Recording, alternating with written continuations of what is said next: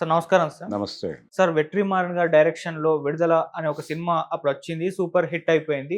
విజయ్ సేతుపతి గారు యాక్ట్ చేశారు. సో, ఆయన ఇప్పుడు మళ్ళీ 'విడుదల 2'తో మన ముందుకొచ్చేసారు. మామూలుగా 'వెట్రిమారన్' గారి సినిమాలంటే ఒక ఎక్స్‌పెక్టేషన్స్ ఉంటాయి. అంటే మూలాల్లోకి వెళ్లి మరి ఆయన స్టోరీస్ రాయడం, ఆ తరహా సినిమాలు తీయడం, రస్టిక్‌గా ఉండడం చూస్తూ ఉంటాం. మరి 'విడుదల' తర్వాతొచ్చిన ఈ 'విడుదల 2' సీక్వెల్స్ ఎలా అనిపించింది మీకు? మీ అభిప్రాయం ఏంటి సార్ ఈ సినిమా పైన? అంటే నక్సలైట్ ఉద్యమం మీద ఒక రివ్యూ హ్మ్. పిటిషన్ దాఖలు చేశాడు ఆయన ప్రజా కోర్టులో. ఓకే. 'విడుదల 2' అనే సినిమాతో తమిళనాడులో నాకు తెలిసి ధర్మపురి జిల్లాలో కొన్ని రైతాంగ పోరాటాలు జరిగినాయి. ఓకే. ఈ రైతాంగ పోరాటాల నేపథ్యము, ఆ బ్యాక్‌డ్రాప్‌లో సినిమా కథ నడుస్తుంది. అయితే చాలా రెఫరెన్సులు కనిపిస్తాయి సినిమాలో. చాలా క్యారెక్టర్స్, రియల్ క్యారెక్టర్స్ కనిపిస్తాయి సినిమాలో. అది కొండపల్లి సీతారామయ్య గారు కావచ్చు, లేకపోతే వెంపటాపు సత్యం గారు కావచ్చు, కేజీ సత్యమూర్తి కావచ్చు. ఈ వీళ్ళందరినీ కలిపి అంటే చారు మజుందార్ క్యారెక్టర్ దగ్గర నుంచి మొదలు పెడితే వీటన్నిటినీ కలిపి ఒక క్యారెక్టర్లో మిక్స్ చేసి ఇంకొక క్యారెక్టర్ని మితవాద కమ్యూనిస్ట్గా ఇంకో క్యారెక్టర్ని రిప్రజెంట్ చేసుకుని హ్మ్. ఒక రకంగా భారతదేశంలో వామపక్ష ఉద్యమాల పురోగతి ఎలా నడిచింది అనే దాని మీద సినిమా డిపెండ్ అయి నడుస్తుంది. అవును.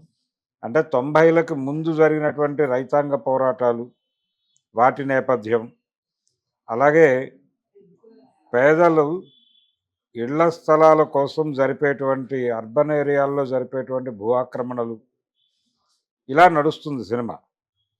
దీన్ని స్టేట్ ఎలా అణిచివేస్తుంది, ప్రజల ఆకాంక్షల మేరకు జరుగుతున్నటువంటి పోరాటాలని స్టేట్ ఎలా హ్యాండిల్ చేస్తుంది అనేది కూడా బాగా చూపించగలిగాడు వెట్రిమారన్. అంటే ఆ ఏరియాలో చాలా స్టడీ చేశాడు తను. ఈ ప్రాసెస్లో ఎక్కడి దాకా వెళ్ళాడంటే, అంటే కమ్యూనిస్ట్ పార్టీలో వచ్చిన చీలికలు, మార్క్సిజానికి సాయుధ పోరాటం అనేది గుండెకాయ. దాన్ని వదిలిపెట్టేసి మితవాదం వైపు వెళ్ళిపోయినటువంటి ఆలోచనలని వదిలిపెట్టి అక్కడి నుంచి బయటకు వచ్చి సాయుధ పోరాట నినాదంతో చారు మజుందార్ మొదలుపెట్టినటువంటి ఒక ఇది అంటే ఒక రైతాంగ ఉద్యమం, నక్సల్బరీలో మొదలైనటువంటి ఒక రైతాంగ ఉద్యమం. ఆ వెలుగులో ప్రయాణం చేసేవాడిని నక్సలైట్ అంటారు.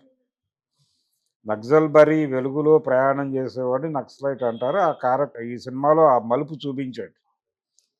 ఎందుకు స్ప్లిట్ అయింది అంటే సిపిఎం నుంచి ఎలా ఎంఎల్ పార్టీ డిఫరై బయటకు వచ్చింది అనేది చూపిస్తూ ప్రస్తుత సమాజాన్ని కూడా మాట్లాడతాడు. అంటే మార్కెట్ ఎకానమీలోకి వచ్చేసాం మనం. మార్కెట్ ఎకానమీలోకి వచ్చిన తర్వాత ప్రతిదీ సరుకుగా మారిపోతోంది.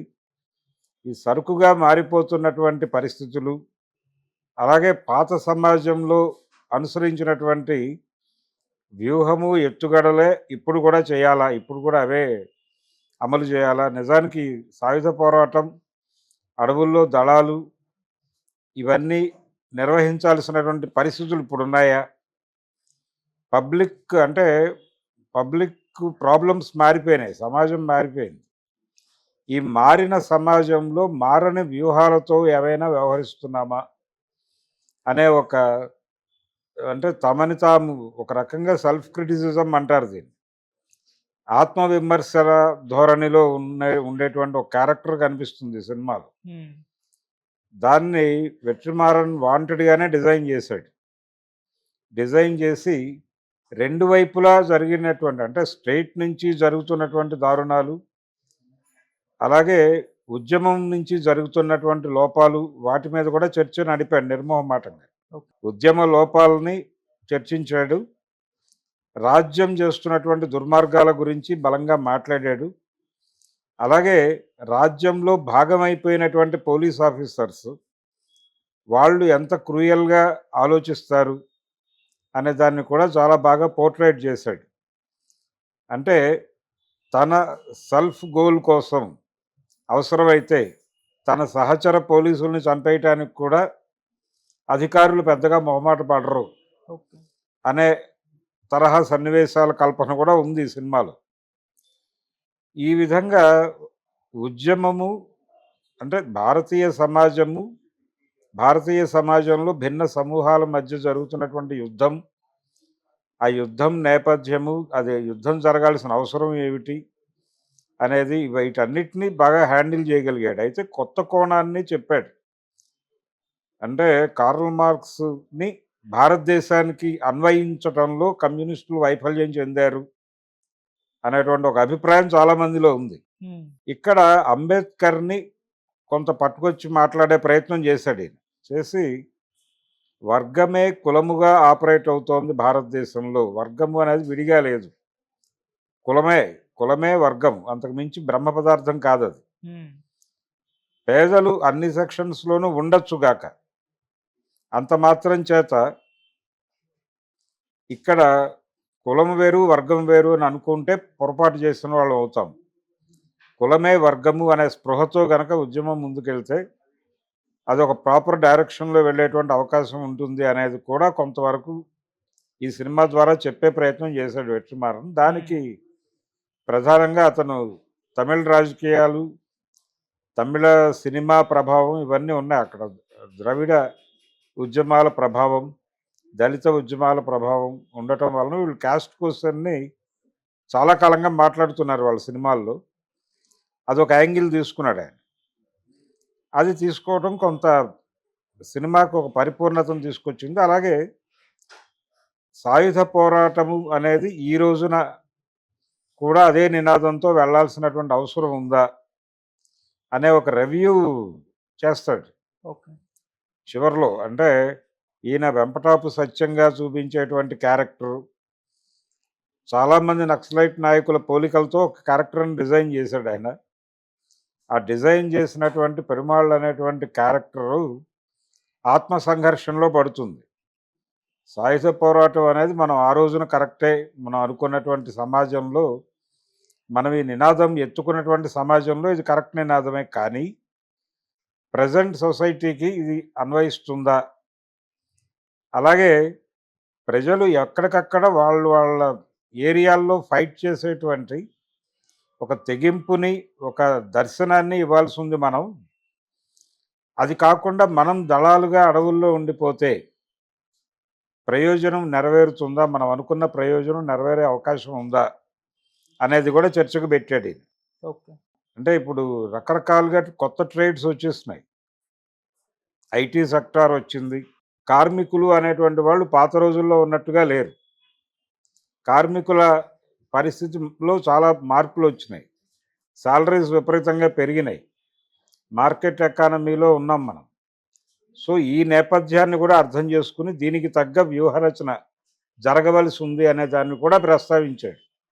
ఇది కామన్ ఆడియన్స్కి ఏ మేరకు పెడుతుంది అనేది పక్కన పెడితే, కొంచెం ఈ ఉద్యమాలతో పరిచయాలు ఉన్నటువంటి వాళ్ళకి మాత్రం చాలా విస్తృతమైన చర్చ చేశాడు వెట్రిమారన్ అని అనిపిస్తుంది. సైద్ధాంతిక చర్చ చాలా ఉంది ఈ సినిమాలో. ఓకే. నిజానికి ఇది ఒక రకంగా పునాది ఆంధ్రప్రదేశ్, దీనికి ఉమ్మడి ఆంధ్రప్రదేశ్. ఈయన ప్రతి సినిమా కథకి రూట్స్ ఇక్కడే కనిపిస్తాయి. కానీ మన దగ్గర అలాంటి సినిమాలు రావు. అక్కడ వాళ్ళకి ధర్మపురి పోరాటము, ఇంకో కొన్ని పోరాటాలు ఉన్నాయి తప్ప, అది కూడా ఇక్కడి నుంచి వెళ్ళినటువంటి నాయకత్వం మొదలుపెట్టి చేసినటువంటిదే.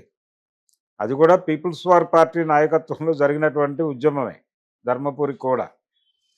కాబట్టి ఆయన గతంలో చేసినటువంటి కారంచేడు, చుండూరు రెఫరెన్సులు ఇవన్నీ కనిపిస్తాయి వెట్రిమారన్ సినిమాల్లో. ఓకే. అలాగే ఈ సినిమాలో కూడా ఒక రకంగా ఉమ్మడి ఆంధ్రప్రదేశ్లో నక్సల్బరీ పోరాటము, అలాగే నక్సలైట్ పార్టీల్లో వచ్చినటువంటి చీలికలు, అది ఎంఎల్ పార్టీగా ఆవిర్భవించటం, ఎంఎల్ పార్టీ నుంచి మళ్ళీ స్ప్లిట్ అయి సిఓసిగా ఏర్పడటం, సిఓసి పీపుల్స్ వార్గా ఏర్పడటం, పీపుల్స్ వార్ మావోయిస్ట్ పార్టీగా అవతరించడం, ఈ పరిణామ క్రమం అంతా ఏదో మేరకు చెప్పే ప్రయత్నం చేశాడు. అలా ఇది ఆంధ్రప్రదేశ్లో నక్సలైట్ రాజకీయాలతో కొంచెం పరిచయం ఉన్న వాళ్ళకి సినిమా మంచి ప్రయత్నం చేశాడు అని అనిపిస్తుంది. ఓకే. రెండోది, ఇది కేవలం నినాదప్రాయ సినిమా కాదు. అంటే విప్లవ సినిమా అనగానే మనకు నారాయణమూర్తి గారు కనిపిస్తాడు. ఇందులో ఒక ఇంటలెక్చువల్ డిబేట్ ఉంది. సాయుధ పోరాటము అనేది ప్రస్తుత సమాజంలో ఎలా రిలవెంటు, దానిలో ఏదైనా మార్పులకి అవకాశం ఉందా, మార్పులు చేస్తే ఎలా చేయాలి